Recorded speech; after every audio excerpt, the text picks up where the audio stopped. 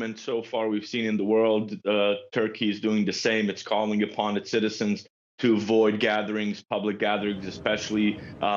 We've seen measures being put in place where people are being called on to avoid barber shops, shopping centers, that as well as cafes. Now, remember, Turkey has a traditional culture of tea drinking and things like that. So those public gatherings have also been banned. Istanbul streets look fairly empty. Wherever you go, there's not as much traffic. There's not as many people outside. And remember, Turkey also took precautionary measures to protect the kids as well as the elders, calling upon them to not go to school. And school has been banned as well. And it has reiterated the fact that old people should stay inside and should quarantine, as they are amongst the most vulnerable.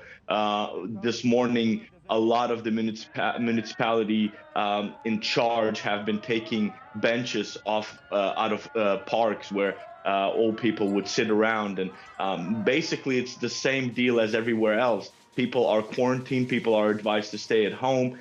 We have not seen extreme measures as police incarcerating people, but we have seen the government stress the fact that everybody needs to be on board with recommendations by the health ministry. And in terms of Turkey, Turkey has invested a lot of money in the past 20 years into its health system. So Turkey and its government is saying they are being prepared for the worst. They are setting up pandemic hospitals as we speak, and they have been doing that, preparing themselves.